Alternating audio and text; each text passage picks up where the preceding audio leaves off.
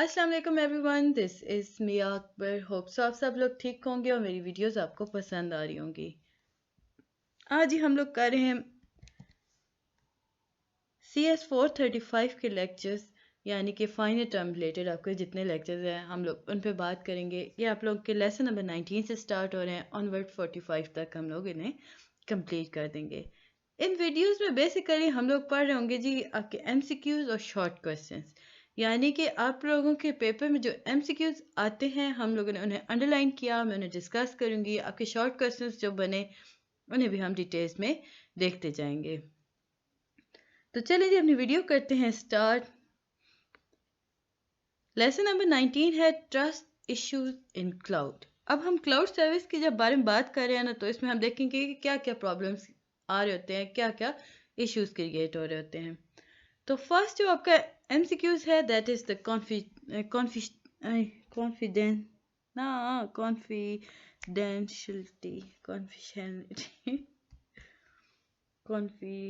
Confidentiality डेनिस्ट है confidentiality.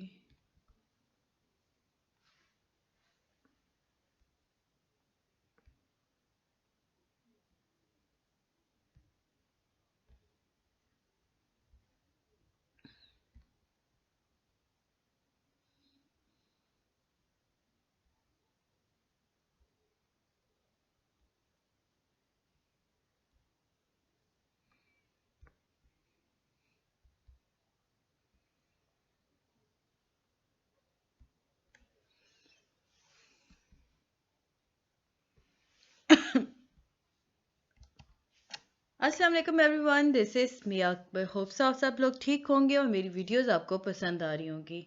आज ही हम लोग CS 435 का लेसन नंबर 19 कर रहे हैं। 19 से ऑनवर्ड 45 तक आपके जितने भी लेक्चर्स हैं ये सारे के सारे फाइनल टर्म रिलेटेड हैं। तो इन लेक्चर्स में हम लोग MCQs और शॉर्ट क्वेश्चंस के बारे में बात करेंगे, यानी कि मैं आपको बताती जाऊंगी कि क्या चीज़ MCQs थी और क्या शॉर्ट था।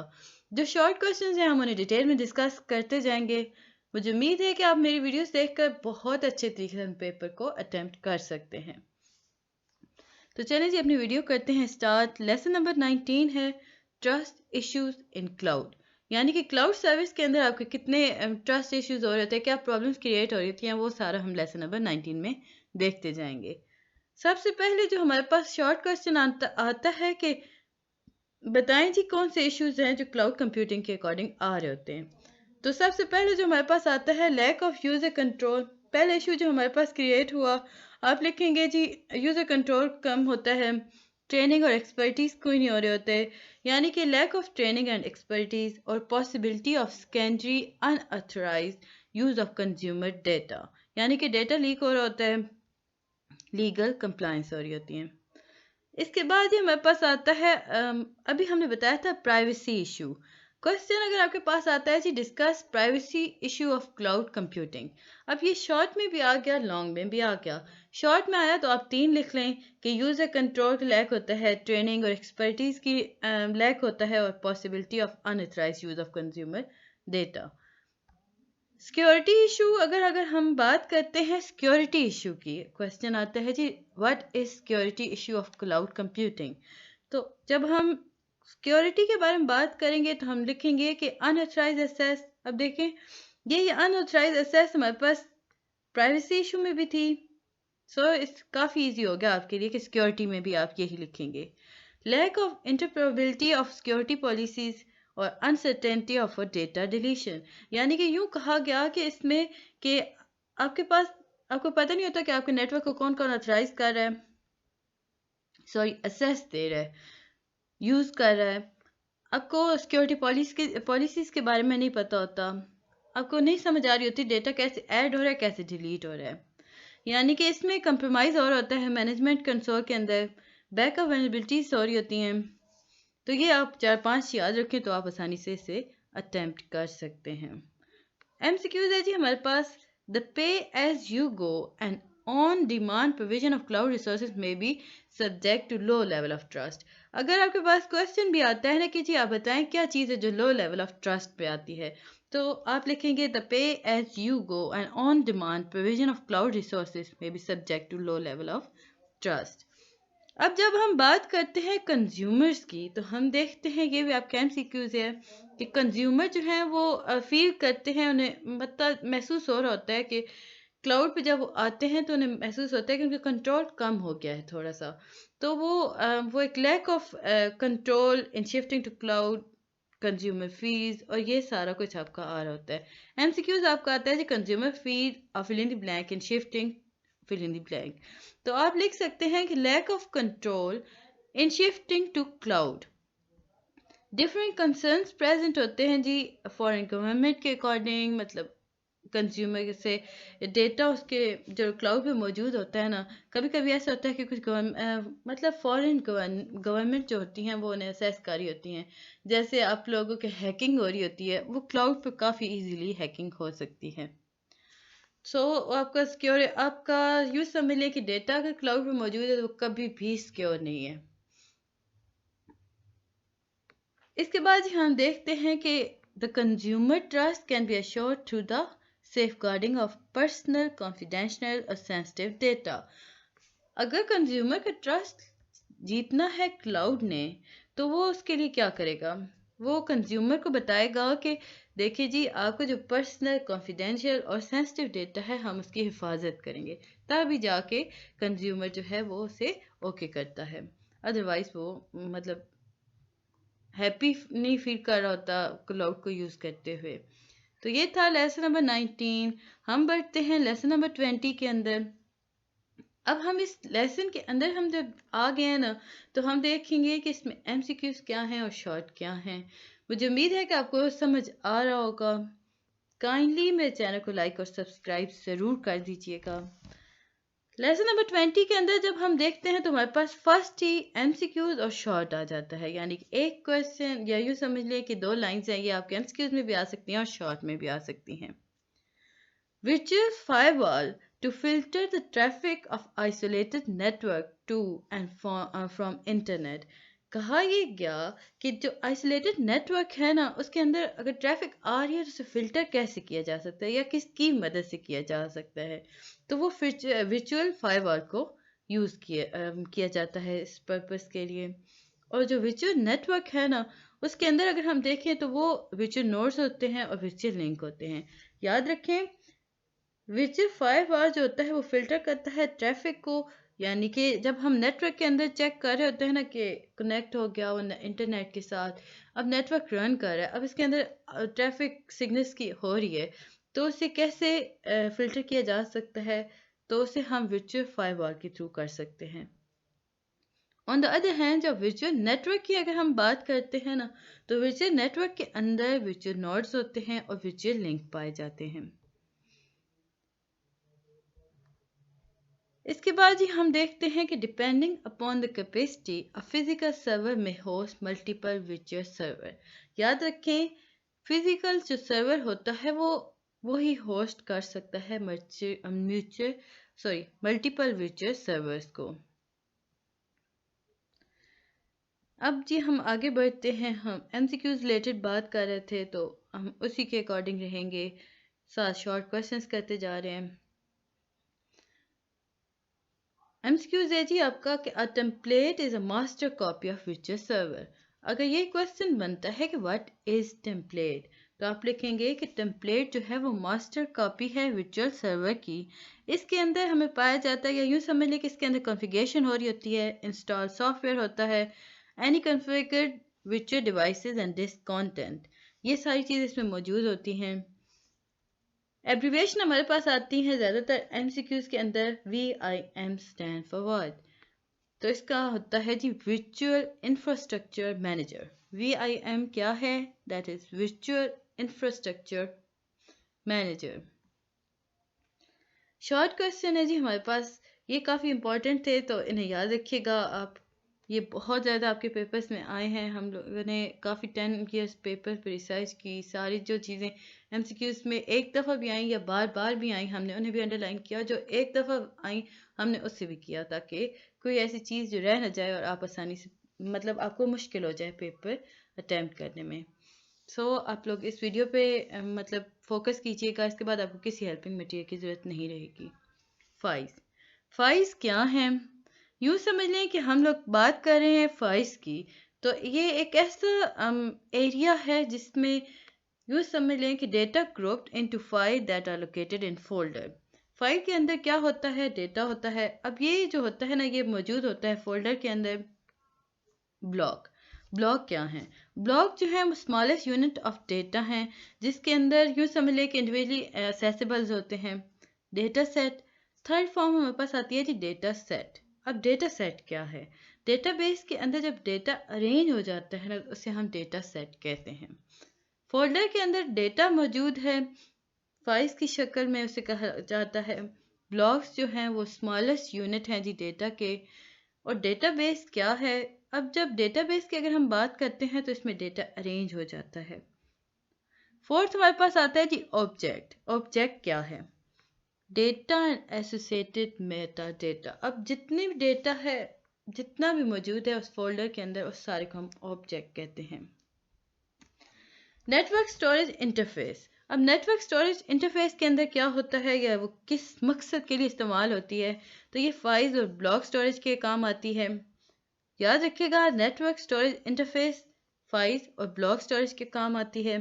ऑब्जेक्ट स्टोरेज इंटरफेस क्या है? Based upon the technologies that support a range of data and media type. Object storage interface जो है ये टेक्नोलॉजीज़ पर बेस कर रही होती है। अब ये वो टेक्नोलॉजीज़ हैं जो कि रेंज ऑफ डेटा को सपोर्ट कर रही होती हैं और डिफरेंट मीडिया टाइप्स के अकॉर्डिंग काम कर रही होती हैं। अब जब हम बात करते हैं स्टोरेज मैकेनिज्म की ऑब्जेक्ट स्टोरेज इंटरफेस के अंदर, तो हमें पता चलता है कि ये असेस होते हैं by REST and SOAP based websites. Database storage interface. अगला हमारे पास आता है जी डेटाबेस स्टोरेज इंटरफेस। अब इसमें होता क्या है? ये जो है ये सपोर्ट करता है relational and non relational database. अब जब हम रिलेशनल डेटाबेस की बात कर रहे हैं तो ये दैट इज एसक्यूएल बेस्ड होते हैं, और नॉन रिलेशनल डेटाबेस जो होते हैं वो NoSQL स्टोरेज कहलाते हैं। अगर आपके पास क्वेश्चन आता है जी define between relational and non relational database, तो आप 3 पॉइंट्स में से कैसे डिफाइन करोगे?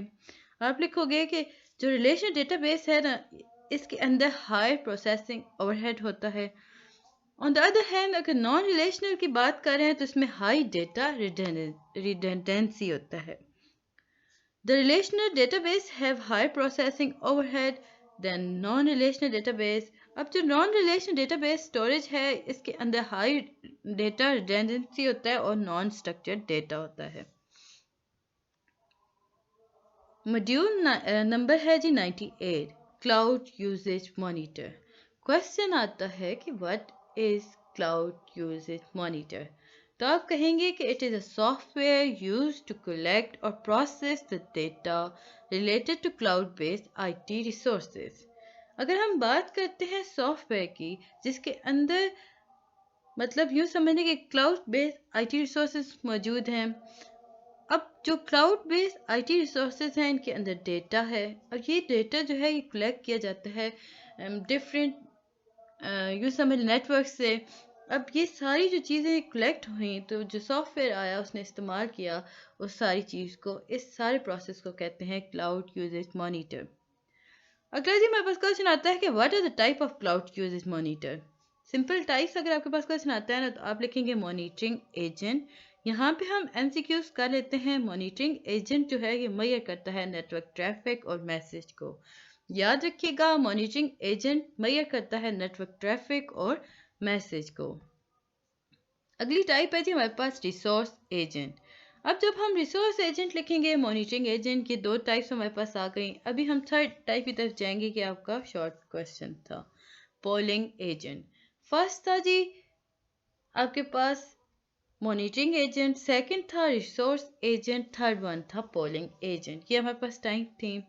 अब जो पोलिंग एजेंट है ना ये रिकॉर्ड करता है update status of the resource. अगर आपके पास MCQs आता है ना कि क्या चीज़ रिसोर्स को मतलब रिकॉर्ड करती है आपके स्टेटस रिसोर्सेज के स्टेटस को, तो याद रखें वो पोलिंग एजेंट होता है। मॉड्यूल नंबर 99 है resource replication. What is resource replication? It is a technique by which multiple copies of the IT resources are created to increase the availability and productivity of IT resources. ये एक ऐसी technique है ना जिसके अंदर different या यूँ समझ लें कि मल्टीपल कॉपीज आईटी रिसोर्सेज की जनरेट की जाती हैं। अब ये क्यों जनरेट की जाती हैं? बिकॉज ये अवेलेबिलिटी और प्रोडक्टिविटी जो आईटी रिसोर्सेज के अंदर हो रही होती है उसे इंक्रीज़ किया जा सके। आपसे अगर क्वेश्चन आता है कि ऐसी क्या चीज़ है जिससे हम मतलब इंक्रीज़ कर सकते हैं प्रोडक्टिविटी और अवेलेबिलिटी ऑफ आईटी रिसोर्सेज, तो आप लिखेंगे resource replication. Resource replication is also essential for pay-as-you-go type of usage and billing. यानी कि रिसोर्स एप्लीकेशन के हमारे पास एक यूजेस भी आ गया कि ये बहुत ज़्यादा एसेंशियल है पे एज यू गो टाइप, और यूँ समझ लें कि यूजेज और बिलिंग के अंदर जो पे एज यू गो टाइप होती है उसके लिए काफ़ी ज़्यादा ये इम्पोर्टेंट है। इसके बाद ही हम देखते हैं कि जो मिडलवेयर है is provided to support multi tenants platform to develop and deploy the complementary web service for SaaS scenario. Lesson number 21 है सर्विस एग्रीमेंट, यानी कि हम इसमें बात करेंगे डिफरेंट एग्रीमेंट्स को लेकर। निस्ट जो है उसने आइडेंटिफाई किया कंज्यूमर और provider are under a legal agreement of term and service. अब ये जो एग्रीमेंट है इसके दो हिस्से थे। निस्ट ने एक एग्रीमेंट किया था जिसके अंदर हम देख सकते हैं कि वो कंज्यूमर को और प्रोवाइडर के दरमियान एक मुआहदा तय पाया गया था। अब इस मुआहदे के दो पार्ट्स थे। फर्स्ट वन था सर्विस एग्रीमेंट, सेकंड वन था सर्विस लेवल एग्रीमेंट यानी SLA। अब जो सर्विस एग्रीमेंट है ना वो कंटेन करता है जी लीगल टर्म ऑफ कॉन्ट्रैक्ट्स। अब इसमें लीगल जितने भी आपके इश्यूज आ रहे होते हैं वो सारे इस कॉन्ट्रैक्ट के इस हिस्से में होते हैं। अब जब हम बात करते हैं SLA की, तो ये जो सर्विस लेवल एग्रीमेंट है ये एक टेक्निकल परफॉर्मेंस है जिसमें प्रोवाइडर जो है वो प्रॉमिस कर रहा होता है कि अगर आपका मैं जो आपको प्रोवाइड कर रहा हूँ फैसिलिटी उसमें अगर कोई प्रॉब्लम आ जाती है तो मैं उसे ठीक करके दूंगा। अब वो जो प्रॉमिस उसने SLA में किया था ना वो उसके अंदर डिफरेंट पार्ट्स थे। फर्स्ट था कि अवेलेबिलिटी, प्रोवाइडर ने कहा कि 99.5 to 100% अवेलेबिलिटी मैं आपको अश्योर करूँगा। फिर रेमेडीज़, अगर कोई फेलियर हो गया आपका प्लेटफॉर्म या यूँ समझ लें कि परफॉर्म जो आपका फेलियर के अकॉर्डिंग चल रहा है तो उसमें क्या रेमेडीज़ आ सकती हैं।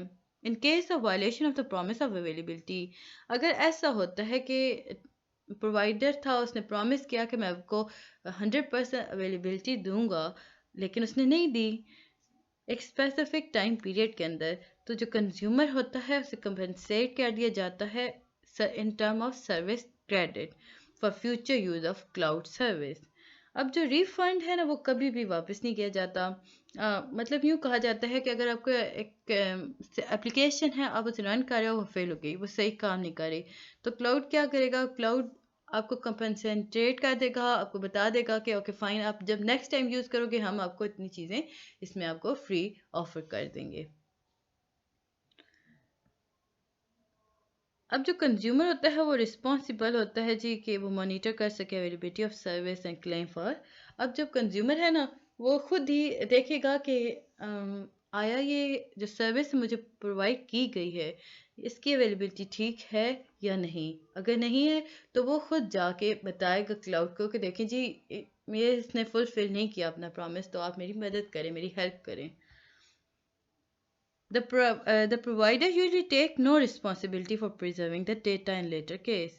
अगर हम बात करते हैं ना MCQs रिलेटेड, तो याद रखिएगा प्रोवाइडर कभी भी रिस्पॉन्सिबिलिटी नहीं लेता कि आपका डेटा सेफ है या नहीं। Legal care of consumer information के अंदर हम आ गए तो हम देखेंगे इसमें जो प्रोवाइडर है वो अश्योर करेगा कि वो कभी भी आपके बारे में आपकी इंफॉर्मेशन शेयर नहीं करेगा उस वक्त तक जब तक आपका कोई लीगल इशू ना आ गया हो, लीगल रिक्वायरमेंट तक आपको वो नहीं बताता किसी को। अब जब हम बात कर रहे हैं इतनी सारी आपको बेनिफिट्स मिल रहे हैं तो कुछ लिमिट्स भी होती हैं इस सर्विस के अंदर। शेड्यूल आउटेजेस होता है, इसमें सर्विस फेलियर को कंसिडर नहीं किया जा रहा होता। मतलब यूँ समझ लें कि आपको एडवांस में बता दिया जाता है, एक लिमिटेड टाइम पीरियड दिया जाता है। फोर्स मेजर इवेंट, अब इसमें वो यूँ समझ कभी भी प्रोवाइडर मेजर इवेंट्स का रिस्पॉन्सिबिलिटी नहीं लेता, लाइक पावर फेलियर हो गया, अब ये उसका मसला नहीं है ना। नेचुरल डिजास्टर हो गया, ये भी उसका प्रॉब्लम नहीं है। सर्विस एग्रीमेंट चेंजेस, अगर वो एग्रीमेंट में चेंज करता है तो वो कंज्यूमर को बताएगा कि हाँ जी देखेंगे ये चेंजेस हम लोग लाए हैं। Security, the provider do not take liability of data loss, data corruption. यूँ समझ लें कि इसके अंदर जो प्रोवाइडर है वो कभी भी नहीं आपको बताएगा कि देखें ये रिस्पॉन्सिबल नहीं होगा कि आपका डेटा लॉस हो रहा है तो उसका प्रॉब्लम नहीं है। सर्विस एबी चेंजेस, अब ये बताएगा कि आपके जो मैंने आपके साथ काम किया, या यूँ समझ लें कि आपकी जो सर्विस आप यूज़ करें उसमें जो अपडेट्स आ रहे हैं, जो चीज़ डिलीट हो रही है, तो ये सारे प्रोवाइडर बता रहा होता है मैं उन्हें कंज्यूमर को। अब कुछ एप्लीकेशन भी आ रही होती हैं, अब एप्लीकेशन आपने सिंपल नाम लिखने थे, acceptable use policies, licence software और टाइमली पेमेंट। तो ये था जी लेक्चर नंबर 21। जल्दी से हम 22 भी देख लेते हैं। इसमें एमसीक्यूज हैं, हम लोग सिंपल एमसीक्यूज के बारे में बात कर रहे हैं। Crack stand for computer room air conditioning. याद रखिएगा एक सर्वर ही कनेक्ट होता है एक टॉर के साथ, टॉर कनेक्ट होता है रैक के साथ, रैक के अंदर जब टॉर कनेक्ट हो गया, टॉर जो है वो सर्वर के साथ कनेक्ट होगा, और अब जब वो सर्वर के साथ कनेक्ट हो गया वो एजीएस के साथ कनेक्ट होगा टॉर। तो ये पूरी आपके पास एक आ गई। देखिए रैक के साथ टॉर कनेक्ट हुआ। यहाँ पे एक बात याद रखिएगा, रैक के साथ एक ही टॉर कनेक्ट हो सकता है, एजीएस के साथ 2 टॉर हो सकते हैं। यूँ एक सर्विस चल रही होती है। इसके बाद ही हम देखते हैं data centre consume huge amount of electricity. याद रखिएगा जो डेटा सेंटर है ना वो बहुत ज़्यादा अमाउंट ऑफ इलेक्ट्रिसिटी को कंज्यूम करता है, लाइक इतनी कि एक स्मॉल टाउन यूएसए के अंदर कंज्यूम कर रहा है उतनी ही इलेक्ट्रिसिटी डेटा सेंटर कंज्यूम कर रहा होता है। अब जो लार्ज डेटा सेंटर है ना वो होस्ट कर सकता है 100,000 फिजिकल सर्वर्स। याद रखिएगा ये आपका ये जो पैराग्राफ है ना, कंप्लीट पैराग्राफ आपका ये एमसीक्यूज रिलेटेड है, इसमें आपके एमसीक्यूज ही आते हैं। डेटा सेंटर जो है वो ह्यूज अमाउंट ऑफ इलेक्ट्रिसिटी करता है। एक लार्ज जो डेटा सेंटर है वो होस्ट कर सकता है 100 से 1000 फिजिकल सर्वर्स। ये बहुत ज़्यादा कॉस्टली सेटअप होता है।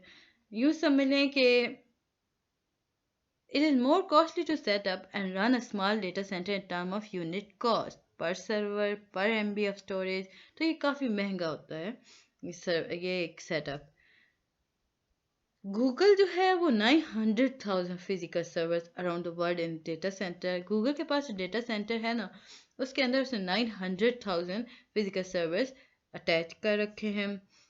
अगर इन सर्वर्स को बात करें यानी देखें ना ये कितना कंज्यूम कर सकते हैं इलेक्ट्रिसिटी, तो ये जी सारों को मिला के ना around 260 million watts of power which account to 0.01% of global energy usage.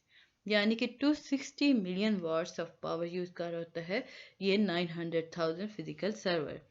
अब हम फेसबुक की बात करते हैं, तो फेसबुक के अंदर जी हम देखें तो इसमें 2.4 बिलियन पीस ऑफ कंटेंट मौजूद हैं और 750 terabytes of data every day.